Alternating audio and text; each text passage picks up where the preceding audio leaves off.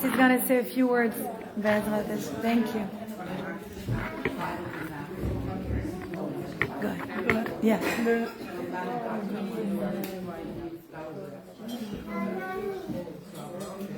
I'm just waiting till they're done talking. Oh, start talking and then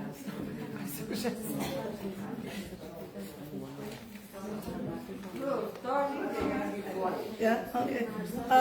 First of all, thank you so much, everyone, for coming to Malabamak. I know it's hard on a Saturday night, especially leaving your kids, your family, coming.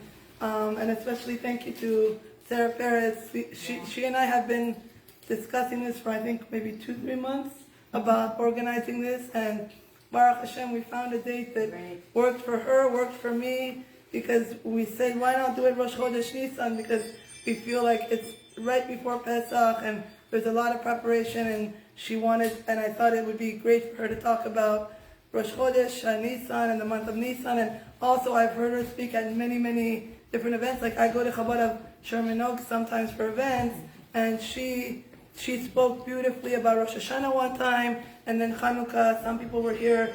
They heard her speak at our house. Some of you couldn't attend because I know the Torah Academy lecture was that night too, so we all missed you. But she and I decided to do it again, and Baruch Hashem, tonight worked out. And Sarah, you've been, all the Rabbanit and everybody here in the community have been wonderful. Like I learned a lot from each Rabbanit here. But with Sarah, I feel like I've known her personally for a few years, and I could talk to her, I could discuss things with her, and she's an inspiration. Not to say other Rabbanit are not, of course, everybody in the community is, but with Sarah, she just has a way of inspiring a lot of people, and I feel like she's somebody that really understands everybody, especially women in the community. So I'm really grateful for you to be here. Thank you, Sarah. And I told her that I wanted to say just a small story because I go to these lectures that some of you come, Hebrew lectures with Vered Perez. Some of you come with me, like Ariella and Malka. You guys come to these lectures, and it's every other Tuesday night. We go there, and she not only says the Devar Torah, but she starts the lecture off with a nice story that really gets you inspired about Emunah, Bitachon. And I was talking to Mora Brewery a few days ago, and I said, I understand Sarah Peretz is speaking, but Mora Brewery really inspired me to say a story before Sarah Peretz comes. So thank you, Mora Brewery, for that suggestion. And if it's okay with you, if I could. Can't wait to hear it. So it might not be as good as you, honestly. I'm not a good speaker, but so the story that I heard 2 weeks ago with Vered Perez it's in Hebrew, but I can translate it in English because I told my husband over Shabbat, and he loved the story. He said, why not say this story? Because I was debating between this one and another one, and he said, this one, it sounds so much better. Just say this one for them because it has a lot more meaning to it, and he loved it. And so this is the story. It's basically it's a true story. It's about this rabbi who is saying the story that happened to him personally in front of all his congregants at a shul, and it's based in France. So what happened was during World War, so when the Holocaust happened, this person, we're going to name her Chana because that's what the lady was in the story. Her Chana was in the Holocaust, and she went with her brothers, sisters, aunts, everybody in her family all went to the Holocaust, and they didn't know who would survive because each of them went separate ways in like the ghettos and different areas of the camp. So after the Holocaust was over, she went and wanted to search for her brother, her sister, her uncles, aunts, cousins, whoever was with her at the time, and she couldn't find anybody. So she kept going in each city, and she had no luck. She gave up hope, and then she saw a group of survivors heading all the way to Auschwitz to France, from Auschwitz to France. So she said, you know what, I'm going to join this group of survivors. Maybe one of my uncles, cousins, aunts are part of this group. I'm going to maybe get to know who they are. So she ends up going, and she meets this nice young man in the middle of the line, and they start talking together, and this guy goes, how old are you? And they start like getting to know each other, and he says, why don't we move to France and start a life together, have children together, just start being together as a family, because I'm a Holocaust survivor, you're a Holocaust survivor, we don't have any family, let's start a family of our own. And this guy's name is Yaakov, because that's what Bered Peres called this guy. So Yaakov and Chana, they started a life together. A year goes by, they have no children. 5 years go by, again, no children. Then 10 years go by again, same thing, unfortunately no children. And then it was one Erev Shabbat that she starts cooking food because she's expecting like 30, 40 guests from the Chabad of France to come to their house, because they were shluchim at the time, which means like they were basically hosting for them to, in the merit of her hosting, she was hoping to get pregnant, which, it was a segula back then. So she starts cooking, and then 5 minutes into cooking, she realizes she forgets something. She has to go to the store to buy a few items for her salad, and she forgot that she left the stove on. Then she goes outside the house. Her neighbor sees that her house is going on fire. She says, I don't know what to do. I don't know how to reach Hannah. I don't know where she went. Her house is going to go on fire. She has 40 guests coming in 2 hours. What am I supposed to do? Help me, Hashem. What should I do? Then she saw a famous rabbi, I think Rabbi Kini, I don't really know, I forget the name, but a French rabbi who was the biggest gadol in France at the time. The neighbor goes to the rabbi and says, Rabbi, I have a dilemma. I see, Hannah, who doesn't have children, they're hosting in 2 hours, they have 40 guests, her house is going on fire. What do? I can't reach her, I don't know how to find her, I need help. Please help me find her. And how do I explain this to her, that unfortunately when she comes home, her house is no longer a house and she has nowhere to live. The rabbi goes, first of all, before telling her this, you tell her that if she accepts all the hardships that Hashem has given to her, that in this marriage she'll be zocher, which means she'll be, I don't know how to say zocher, but she'll, yeah, thank you. She'll merit to have a child in a year from now. So, and then you tell her that her house is on fire. Then this neighbor goes in one of the stores, Baruch Hashem, she finds her Hannah paying at the cash register. She goes, Hannah, stop. She goes, why? What's wrong? She goes, I need to tell you something, but you need to stop everything you're doing and listen to me carefully. She says, what's going on? She says, before I tell you anything, you have to promise that you're going to accept whatever hardship Hashem has on you, because this rabbi told me to tell you that if you accept all the hardships on you, whatever's going on, you're going to be merited to have a child in 9 months. Hannah thinks about it for like 2 minutes. She goes, you know what? If this rabbi who's a gadol in France is telling me to do this, I'm going to accept it. She goes, I accept all the hardships that Hashem has given on me to have a child. Then the neighbor goes, I'm sorry to tell you, but your house is on fire. Then Hannah doesn't cry at all. Like the neighbor was expecting her to cry, but she didn't cry. She just sat there and didn't say anything. And then this rabbi that was saying it to the congregants started tearing up. And one of the congregants says, what's going on? He says, you don't believe it. I am one of the 5 children that Hannah gave birth to.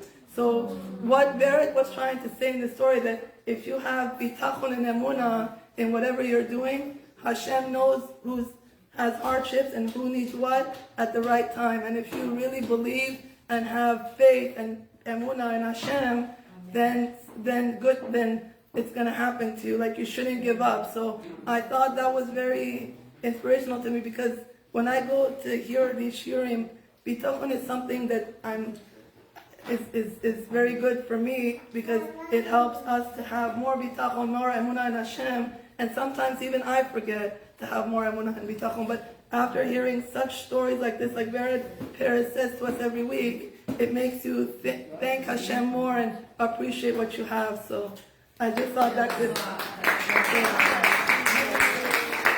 So that honor, I know I'm not as good a speaker as Sarah Perez, but I give the floor to Sarah Perez now. Thank you everyone for coming. Wow. Thank you. Thank you so much. Thank you. Thank you. Wow. Talking about Bitachon and Emunah, I didn't think about telling that story, but I have to start with that story. My parents also are shluchim of the Rebbe, meaning the Lubavitcher Rebbe sent them to France 46 years ago. And when they arrived, since they arrived, they've been like having a school and creating a mikvah and a shul and like being pretty busy taking care of the community. And one time, they had so many debts that they couldn't keep paying the rent for the school. So the debt crept up. There was so much debt that they had even if they were fundraising at this moment, no one was giving. Everyone was tired of giving money. They didn't know what to do until they got a notice in the mail that it was Friday. By Monday, if they don't come up, they have to show up in court. And if they don't come up with the whole amount, when they show up in court, then they have to give the school away, and they lock the school on Monday. So Monday, my father knew he had to go to the judge, and he didn't know what to do. It was right before Shabbos. I've never seen my parents. They always have simcha. They always smile when the difficulties, always. And here, it's Shabbos. My father comes to the house. It's Shabbat, and he's starting to say Kiddush. And for the first time in my life, I see my father cry. I've never seen my father cry. And literally, he's like doing Kiddush, and he has like a tear, and he's crying. And he has like one tear, and he says, he stops, he puts the cup down, and we have a picture of the Rebbe in the house. And he looks at the picture of the Rebbe and he talks to the Rebbe. Like the Rebbe is next to him. He's like, Rebbe, you sent me here. You, and I remember, I tell you the story, but I see it. He said, you sent me here. You brought me to this city to help Jewish people. Meaning, I'm only like your shaliach. I'm only someone that you're a messenger. So you need to help me. You need to help me in this situation. And I have trust in Hashem that you'll find a way to help me. And my dad keeps going with the Kiddush. And Shabbat, smiles, laugh like nothing happened. Sunday, we get a call from two guys. Two guys who were my father's students. Frédéric Perez, I can give you the name, Victor Amouyal. These two guys, they call my dad. They went to New York, was a big deal back in the days, like 30 years ago was a big deal. They went to New York just to visit, as tourists, and my father told them, if you already go to New York, you need to go see the Lubavitcher Rebbe. Go Sunday, get $1, get a bracha, go see the Rebbe. So they said, okay, we'll try to put him in our plans. And then now they're calling my father and they say, Rabbi Lachiani, we're calling you because we went to see the Rebbe like you told us. And he said, okay, so why are you calling me? It was very expensive to call 30 years ago. Why are you calling me? And they tell my father, because something weird happened. We walked by him and he gave us $1. Then we started leaving and the Rebbe called us again. And he said, this $1 is for your Rav. Tell him I'm thinking about it. Oh. We don't know, but we thought, I'm thinking about it. I'm with him. Tell him, give him the $1, tell him it's from me. And my father was shocked. They didn't understand, but we understood. What? It was shocking that the Rebbe felt him. You felt the connection. And my father went on Monday morning to the judge. Sorry. When he arrived, he recognizes the judge because he was a Jewish guy. So my father always has his tefillin, so he always comes to the judge to put the tefillin on. And the judge is like, go away. On the other side, there's the honor with all of his slew of lawyers, 4 or 5 lawyers. And on the other side, it's my dad by himself. And the judge, it starts, and he looks at my dad and says, okay, so you received the summons, and you're supposed to bring that amount. So where are you at with that? Do you agree that you owe all this money? My father said, absolutely. I owe all the money. Yes, that's true. So I said, okay, so what are you doing about it? And he tells him, look, I don't have the money, but I can tell you what we're doing every day in that school. That I can tell you. The money, I'm still working on it. So the judge says, okay, so tell us, what are you doing in that school? He says, I'm working hard to give everyone, children, good values, to teach them how to be respectful, to teach them how to have gratitude. And he goes on and on. So the judge turns to the owner and says, aren't you ashamed? You see what this person is doing to save people off the street? You see how much good he wants to do? And you want to take it away from him? What are we going to do about it? The owner and the lawyers are all shocked. They didn't expect that. They said, you know what? We'll give him another 10 days. So they left the court. They gave another 10 days. In the meantime, my father called someone who help him sometimes to fundraise. That person called 2-3 people, and within a couple of days, they had exactly the amount that was owed, and they were able to put him away. Meaning, when you attach yourself, sometimes it's hard to have emunah bitachon, so you need to attach yourself with a tzedek. You need to attach yourself with someone. When you ask for a bracha, it's basically you connect with a tzedek who helps your bracha gets elevated. So I just want to start by having some boy in mind. I don't know if you heard, there was a horrible accident today in New York, and a mother and 2 kids passed away, and the 3rd kid is in critical condition, but in New York, in I think close to Flatbush. Flatbush, yes. So his name is Pinchas Rafael Ben Sarah. Be'ezrat Hashem, with the merit of this class, of the words of Torah that we're saying, bring him refuah shelema, refuah nefesh, refuah haguf. And then I have 3 other people. One, she's expecting any day now. She asked me to give her name. It's Sarah Dina Bat Shoshana. And then refuah shelema for my uncle's friend. He's in critical condition in New York. Actually, also got hit by a car or something like that. Her name is Abraham Ben Tabus, I think. And then my husband's uncle also, Daniel Ben Beja. May we have only good news from everyone. So we're getting ready for Pessach. And Pessach, the first thought that we have when we hear the P word is like cleaning, moving everything. How are we going to do it all? It's very stressful. And today I read something from Rabbanit Twersky, and I thought that was brilliant. She said the P word of Pesach that is dreadful should be transformed. Now we'll look at it. Rabbanit Twersky said P should be for parents. That what is Pesach about? Pesach is about my connection with HaKadosh Baruch Hu. It's about remembering that there is always HaKadosh Baruch Hu with me. 2,000 years later, we're still celebrating that He took us out of Egypt. What are we celebrating? That there's moments in our lives when we pull away from Hashem. We don't feel so spiritual. We don't feel like Kadosh Baruch Hu in our lives. And other moments we feel so close to Him. We feel drawn to Him. We know there's only a Kadosh Baruch Hu. And this back and forth, it's our daily lives. It just shows that we're human. It just shows that we have feelings, that we're working on something. So Pesach comes to remind us that Hashem is always there for us. I spoke not a long time ago to a child therapist, and I was telling him, this child is always seeking attention. And the therapist corrected me. He said, don't look at it like that. This child is seeking connection. I thought it blew my mind. It changed the way I see it. Instead of looking at it in a negative way, it wants connection with me. What am I going to do to connect with him? It's like, I'm not going to give him attention. No. It wants to connect with me. And that's what HaKadosh Baruch Hu is about. When we have our holidays coming up, yes, we can look at him, it's going to be so much work. Or we can look at him, Baruch Hashem, another opportunity to connect with HaKadosh Baruch Hu. And that thought should be what really, really carry us through the whole Chag. Because when we ask ourselves, why am I cleaning to connect with Hashem? It's not the same cleaning. The experience of cleaning will completely change at that moment. Take a second to think when you do something. Why am I doing it? This why, and putting really Be'ezrat Hashem, everything back, in focus, it's for HaKadosh Baruch Hu, changes the way you do it. Another idea we have here is that from Rabbanit Yemima Mizrahi. These are just what I read today in Ami magazine, and I thought I had to share, because these 2 ideas really blew my mind. She brings something from the Lubavitcher Rebbe. She says that usually the parasha of this week, Pekudei, and parasha of last week, Vayakel, they're 2 parashot that we read together. But this year, we read Vayakel separately and Pekudei separately. And the Lubavitcher Rebbe said when we have these 2 parashot read separately, it means that we need to work on one thing. What is it? Vayakel is all about gathering the Jewish people, being all of us together.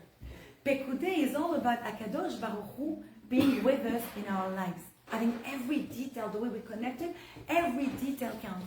Every detail is important. And the Rebbe says that when the 2 parashot are separate, it means that this year we need to work even more to remember that in order to feel Hashem within us, we need to be connected, we need to gather together. And when you look at Eretz Israel right now, and you hear Omer Shem Tov, one of the hostages who came out, One thing that he said that really touched me, besides all the starvation and the torture and the horrible tunnels and the monsters, he said one thing. He said the Hamas terrorists, they enjoy watching Israelis fight together. They enjoy it. When they fight, they say, we know we can get them. When there's unity, when we all get together, they know they can't do anything to us. We need to, each of us, make a conscious effort to have more Ahavat Israel, to have more love for each other. When you feel like criticizing that person, or if you know that someone in the community is not included, or it could be little things, it doesn't have to be these big ideas, because everyone loves to come with big ideas and at the end nothing is done. Choose something small. Someone you think about that you don't see at the shul, call her, text her. How are you doing? I haven't seen you at the shul for like 2 weeks. Or if you don't go to shul, you heard that someone is going through a tough time. Just send her, like even if you don't want to talk, some people they don't like to talk. Send her a message, thinking about you. That's enough. You don't need to do more. Little things that will make someone special. Do your job. Bring more love, and you'll see Be'ezrat Hashem will feel Hashem's love within the world. And that brings me to Pesach. Pesach and what we went through, Purim, the previous holiday. Purim and Pesach, they're two holidays that connect with each other. They have one thing in common. They're both connected to women. In Purim, a woman saved us. Of course, HaKadosh Baruch Hu, but through a woman, Esther HaMalka, Queen Esther. It's thanks to her going to speak to Achashverosh and fighting for people that we were saved. Pesach, again, women. What the Torah tells us, this Chut Nashim Tzadkaniyot, Yatzanu Mitzrayim. It's thanks to the Jewish women that we came out of Egypt. But they both worked to help the Jewish people in a different way. Esther was a public figure. She went, she spoke, she fought, she told people what to do.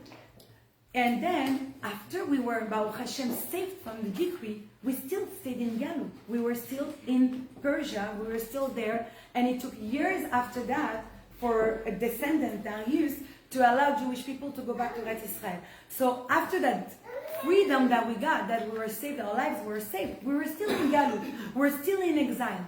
While in Pesach, it was a different type. It was a very private, intimate way of saving the Jewish people.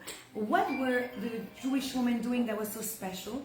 They were waiting for their husbands, coming back from work, exhausted, humiliated, defeated, and like just ready to go and crawl back to bed. And they made themselves beautiful for their husband to look at them. And this way they were able to be intimate, and they were able to have children, and they were able to continue the Jewish people. That's what they did.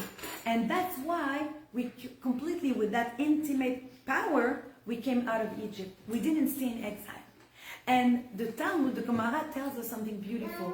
It said, what is the power of a woman? A woman has the power of building something.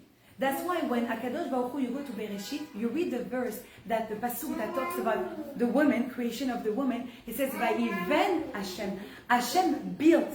Like it's a building. It's binyan, right? Binyan is a building. Vayiven Hashem, it's the same root, the same sentence. HaKadosh Baruch Hu built the woman. What does it mean he built the woman? The Gemara comes to explain that verse, and she said, the Gemara says that Chochmat Nashim Banta Bina.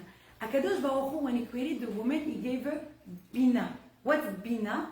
Bina is an extra comprehension, an extra sixth feminine intuition, you could call it. It's something that the woman has the power to transform and change the world. I'll give you a very practical example. The man, we need the man to give the seed, but the woman makes a baby from the seed. It means that you take something that is already Baruch Hashem in the world, and then you transform it to bring Hashem's light. It's like you reveal Hashem, because a baby is actually a mini HaKadosh Baruch Hu. Life is, only God can give life. So when you're becoming Baruch Hashem pregnant, we're talking about women being pregnant, when you Baruch Hashem becoming pregnant, you actually carry Hashem's life within you. And that's something powerful that we have. We have the power to build. We also have the power to destroy, and it's much easier. But we need to work on how do we build our homes. How do I build my connection with my husband? How do I build my connection with HaKadosh Baruch Hu? And that's the question we really need to ask. So in detail, how do I do that? once I'm aware that I am more receptive to the message of HaKadosh Baruch Hu, because women, they have emunah. And that's why when we left Egypt, we found ourselves in Yam Suf at the end, like crossing the Red Sea. We were the only one with tambourines. We were ready for the party. We knew HaKadosh Baruch Hu would save us. We had no doubt. This no doubt, this emunah, this bitachon, this trust in HaKadosh Baruch Hu that, okay, things maybe don't go exactly to my plan at this moment, but I know it's HaKadosh Baruch Hu. I know it's everywhere. That's what women, they give to their children. That's this power. That's why HaKadosh Baruch Hu trusted women to actually share the Torah, to transmit. When we go, we see Pesach is connected to Shavuot. From the second night of Pesach, we start counting the Omer. That tells us 49 days later, 7 weeks later, to the holiday of Shavuot. Shavuot is the giving of the Torah. How did Hashem give the Torah? Hashem said, Ko tomar lebet Yaakov. He gave it first to the women. Because he knew that the women, they have the power to build. He knew, how do we build? Through bitachon, through emunah. When we use these tools, we can transmit, we can share everything. And something that is very, shocking, but not that much, when you look at the woman that came out of Hamas jail. Look at Agam Berger, talking about emunah. She came and she said it publicly, that it's her emunah that saved her. It's her emunah. They wanted to feed her on Yom Kippur. She said, I don't touch the food. You can beat me up. You can, they didn't give her food for 2 days. She didn't bulge. She said, I don't care. Kippur is Kippur. On Shabbat, they wanted her to cook. She said, I am not cooking. They said, what? Can you imagine? We're talking about it like this, like it's a nice story, but think for a second, being surrounded by monsters, and you've seen them kill everyone around. You know they have no pity. You know they have no empathy. And you keep being strong in your choices, in your emunah. And she wrote that. The first message she wrote was what? B'derech emunah b'charti. I chose the way of emunah. I know, and that's the strength and the power of Jewish women. Even when it gets difficult, that's when I tell HaKadosh Baruch Hu, okay, I don't get it, I don't understand, but it's okay not to understand. Think about it. You're in an airplane. You're going to Cozumel, Bezrat Hashem, maybe, or anywhere you want. You're in the airplane, you're at the airport, you look outside. What do you see? You see people putting suitcases in the plane, you see the meals being loaded in the plane, and then you start to take off. At that moment, for the first minute, you only see the airport. That's all you see. And then the higher you go, and the more you see, right? You see the city, then you see the ocean, then you're in the clouds. The higher you go, the higher your perspective, your understanding of what's happening around you evolves and changes. That's what we need. That's our bitachon. That's our emunah. It's sometimes we say to HaKadosh Baruch Hu, right now, I'm in the plane, in the airport. I don't see much. But I know and I trust, without any doubt, that Be'ezrat Hashem, as soon as you will take me off, as soon as we get off, I will understand. I will see. That's a bitachon. That's emunah. It's trusting that when everything is difficult, there is still hope. And that's what Pesach is all about. We say the matzah, it's the bread of emunah. It's like what gives you emunah. What does that mean? What's the difference between bread and matzah? Very simple. Exactly the same ingredients. You need water, you need flour. What's different? It's that one rises. The bread rises, the matzah stays flat. The yeast. It helps the bread to rise. So, when you think about it, what's the rising? It's air. That's all it is. And the Chassidut comes to explain to us something beautiful. The Chassidut explains the air that we're talking about, the difference, it's ego. What is ego? Ego can be a lot of things. But tonight, I want to look at it differently. Ego, it's also when you actually have a situation, have a problem, and you don't take the responsibility of it. You deflate the responsibility. Oh, it's true, I didn't do that, but it's not my fault. It's because my husband didn't do that night. Or you can say, I'm just giving examples, but it's the idea of, okay, let's say I went and I missed the red light, but it's not my fault, my kids were screaming. Or anything that you want, anything that you want to think about, any situation, when you need and you have to do something and you fail. But instead of taking responsibility and fixing it, you find who you're going to blame. And that is the difference when you go from matzah to the bread. My father always says something beautiful. He told me, you know, if HaKadosh Baruch Hu keeps people alive after they make a mistake, it's because he wants them to fix it. That's the only reason. If not, people will make mistake and bye-bye. No. If you're still alive, it's because you have a chance to revisit. You have a chance to change it. And that's what you need to ask yourself. When something happens, oh, I always get upset, but it's not my fault. My kids are so difficult. Enough. Enough with blaming others. Sorry, of she course. wanted to do Yeah, go ahead. Sorry. No, wait. I'm sorry. No, all good. Thank you. Thank you. It's the idea that I take responsibility and I decide to change. And that brings me to the idea of choice. I need to have a choice and realize what is freedom. Look around you. We live in a world when there was no, I don't think ever as much freedom as today. And look at the young people. Do you find that they're super happy and that they're amazing and they're doing only great things? Unfortunately not. Look around. Because freedom doesn't mean you're going to succeed. Freedom doesn't mean you're going to be the happiest person on earth. Only freedom that comes with a conscious choice will bring you that. That's true freedom. I'll give you an example from Viktor Frankl. Viktor Frankl was actually one of the Holocaust survivors, and he was in concentration camps. And at one moment, he wrote a book about it. At one moment, he realized that he was in the concentration camp, and he found himself no clothes, no food, no choice. Everyone was telling him what to do. He was like in a lot of suffering. It was so painful. And at that moment, he said, wait a second, they stripped me of my dignity. They took my family. They took everything from me. What's left? What's left? And he looked around and he saw that whoever did not have hope, whoever didn't keep hope, to what's next, what's left, would die. They would let themselves die. So he's like, how do I survive? And he realized, I need to take a choice. I need to choose that they will not break me. I need to choose that they can decide whatever they want, that I'm not in control. But what I am in control, that will be my choice. And that gave him the freedom. At that moment, he was the freest man in a concentration camp. That's so simple. And he said something that sticks with me. I live by it every day. When you cannot change a situation, it's time to change yourself. And that applies to everything we live in our lives. I find myself sometimes with difficult moments, some situation that I would not choose. What do I do? Yes, I have the choice to cry and sit and complain. Why did Hashem do that? Or I have a choice to say, okay, what is the message? What is HaKadosh Baruch Hu expecting from me? How do I take this challenge and I transform it into my strength? How do I make it more better? As you said, I'll give you something very personal, but Baruch Hashem, I have a child who has autism. And I remember I was in groups with other women, and I can tell you there was a huge difference.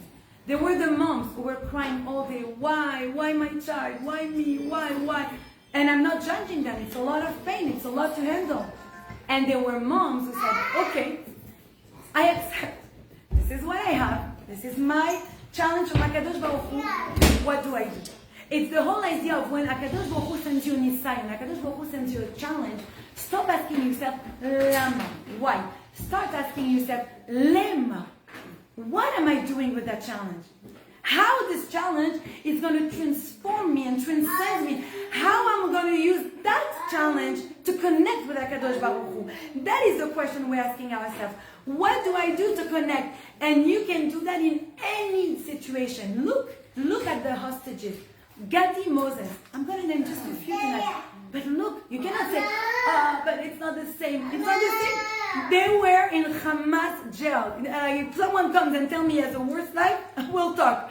But it's very, very, think about it. You're in Hamas jail, you have no food, no choice, nothing. You hear the testimonies, you're like, how can someone survive? And these people survive. And Gadi Moses tells you, most of them, they tell you, we found God. They were not religious in the classic way of looking at someone. And you found Hashem there. That's the place that you found Hashem after all your years of life in Eretz Israel. You found Hashem with the Hamas. But listen to them. Gadi Moses says, you know when I reclaimed my freedom?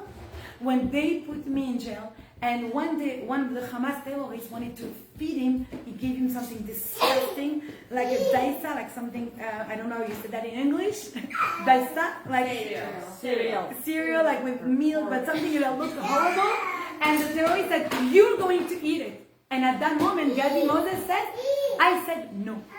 I decided at that moment, I reclaimed my freedom.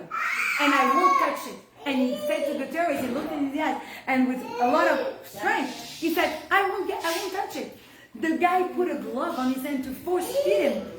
And he looked at him and he said again, I will not eat this. You can try to force me maybe, but I will not touch it. At that moment, the terrorist knew he lost. He knew, whatever, even if he feeds him now, he lost. That's the freedom. Or you had Tal Shoham. They took Tal Shoham, he tells the story, and they forced him, when they caught him the first day, they put him on his knees and they said, go on your knee, we're going to shoot you.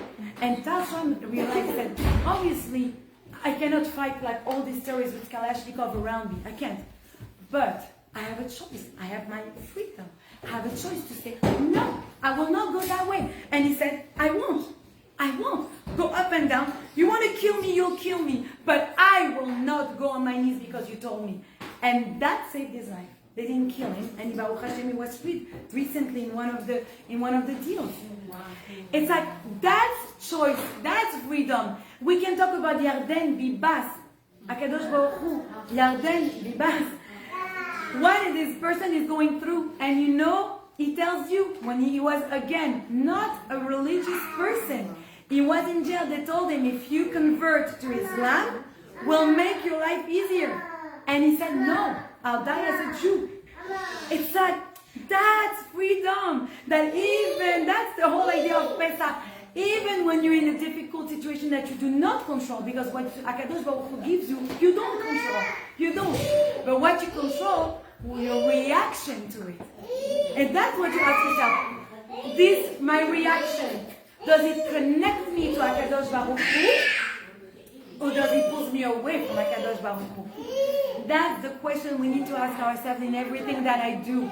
If I'm going to clean, but I'm going to drive my kids crazy, then is it a mitzvah? Is my cleaning a mitzvah, or is my cleaning the opposite of a mitzvah? Miriam Swerlov, she said something beautiful. She said a dad would tell them, have a kasher Purim and a happy Pesach. Because when Pesach came, people forgot to be happy. They were like working.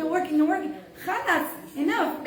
We need to remember, every Pesach we remember that story in my house. My grandfather, Alav Shalom, he told us in Moroccan, he was married to my grandmother. Both Moroccans, like they take their nails off cleaning for Pesach.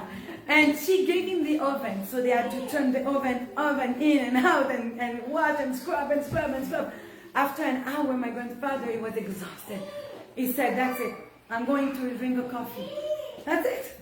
My grandmother said, what? No, you finished. He said, even Pharaoh would have given me a break. It's like, sometimes you also need to stop and enjoy and breathe, Remember, why am I doing it? Sometimes we're so stuck in doing something, we forget why. And we completely miss why we're doing it. We destroy things instead of building. And that's the freedom. Freedom is I pause, I stop, I think, and I choose. And I choose fully to do things because I want to connect to HaKadosh Baruch Hu. Because I want to get closer to Him. I want this to elevate me, not destroy me. And that's when my whole Chag, my whole attitude towards the Chag changes. That's what Pesach is about.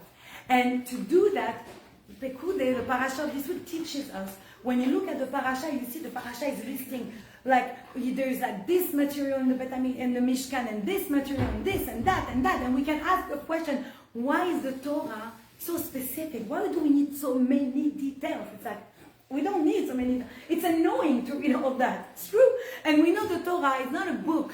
It's not like a story. The Torah is like tachlis. It's telling us exactly what we need. So why do we need all these details? We ask ourselves. And the answer is beautiful. It's because to truly connect to HaKadosh Baruch Hu, to truly go into this freedom, to this step by step, you need to watch every detail. Every detail is important. If my email is sarahperetz@gmail.com and you write sarah.peretz@gmail.com, I will never email. Simple. Well, it's a tiny. You're right, but I won't get it. We don't understand why everything that Hashem gives us is for, but we know. That's the emunah, that's the bitachon. We know it's for us. I'll give you a story from this lady that I heard it from first hand. When my parents, I told you the shluchim in Grenoble, France, and as soon as they arrived, a couple years after that, a lady found my parents. And she came to my dad, she said, I want you to say Kaddish for my husband. Her husband, David Ploin, he died during the Holocaust, and she wanted my dad to say Kaddish for him. So my dad said, of course. We became very, very close to her, Madame Ploin. And she told us so many stories. And she told us that she lived through the Holocaust. And her sister was taken, actually, to Auschwitz, and she was operated on by Mengele in Marchemo. And he removed one of her lungs. He wanted to see if she can breathe, if people can breathe with one lung. And until the rest of her life, she moved, by the way, to Miami, her sister, Sarah Ploin, and until the rest of her life, she had only one lung, and she needed oxygen. And Madame Ploin, her sister, the one that was our friend, she told us that she was in the resistance. So she was able to escape when she heard that the Nazis were coming.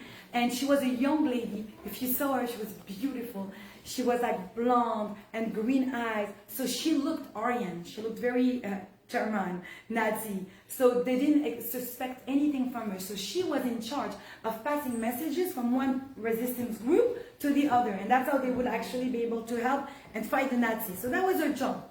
And she told me that one day, they were all in one city that's called Oradour-sur-Glane. And the Nazis, they caught one of the resistance, one of the guys of the resistance, and they tortured him. They tortured him so bad in his skin, he spilled all the secrets. He said, that's where they are, in that city, and everything. But there was someone in the Gestapo who heard it, and he was actually someone who was good for the resistance, and he sent a message to the resistance, the Nazis are coming, go and hide. So they knew they were coming, and they wanted to hide. They started to hide. And the Nazis arrived in the city, and they didn't find the resistance, and they put everyone in the church, and they burned everyone alive. But then they didn't realize one big thing. There was two cities. There was Oradour-sur-Glane and Oradour-sur-Mer. It's like you would say Sherman Oaks and Sherman Tots. Let's say the beginning sounds the same, but it was a different city. And the Nazis made a mistake. They went to the wrong city. For one small word, they went to the wrong city, and she and all her family and all the resistance, they were saved at that moment.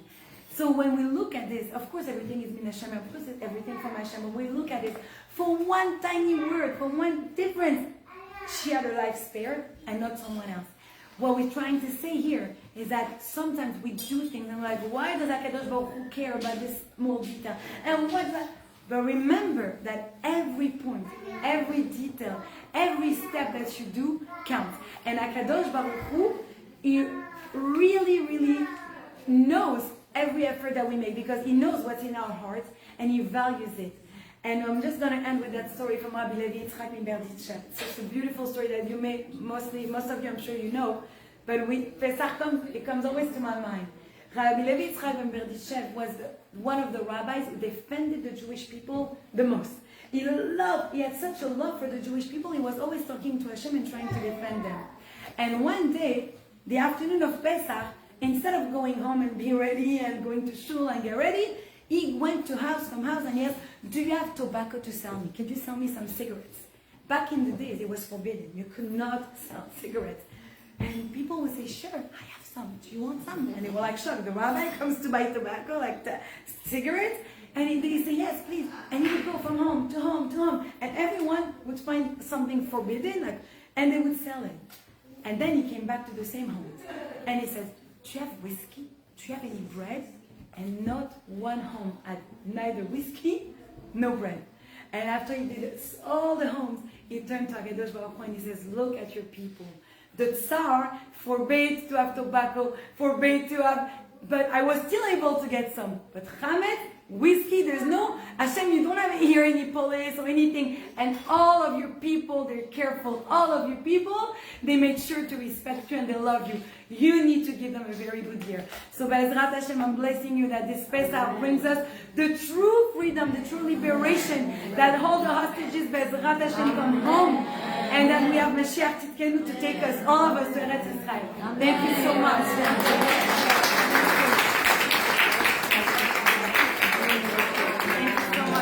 And I just wanted to ask if you guys want, there's no obligation at all. I brought an envelope every Chag. I try to raise some money and I give to families who don't have what to pay for food or anything. Whatever you want, if you want, you can give like a little zakah. It will go all of it straight to these families to help them pay for food. Thank you so much. If someone wants to do the zakah, it's right here. Thank you. And now whoever wants to sing, we'll start the karaoke.